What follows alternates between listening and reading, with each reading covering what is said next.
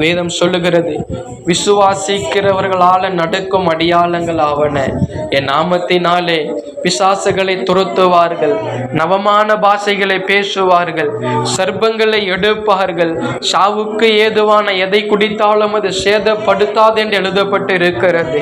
விசுவாசத்தை நமக்கு கொடுக்கிறவர் தேவனாகிய கர்த்தர். ஆனால் அந்த விசுவாசத்தை நமக்குள்ளிருந்து செயல்படுத்துகிறவர் பரிசுத்த ஆவியானவர்.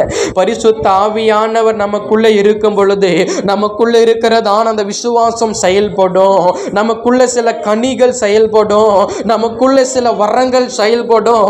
நம்மளை கொண்டு கர்த்தர் பெரிய காரியங்களை செய்வார். நம்மளை கொண்டு தேவன் ஒரு ரட்சிப்பை கொண்டு வருவார். நம்மளை கொண்டு நம்மளுடைய குடும்பத்தை கர்த்தர் ஒரு பெரிய மாற்றத்திற்குள்ளே நடத்துவார். நம்மளை கொண்டு தேவன் ஒரு பெரிய காரியத்திற்குள்ளே நம்மளை நடத்துவார். அதற்கு தேவைப்படுகிறது ஒரே ஒரு ஆயுதம் என்னன்னு சொன்னா அதுதான் விசுவாசம். அதுதான் விசுவாசம்.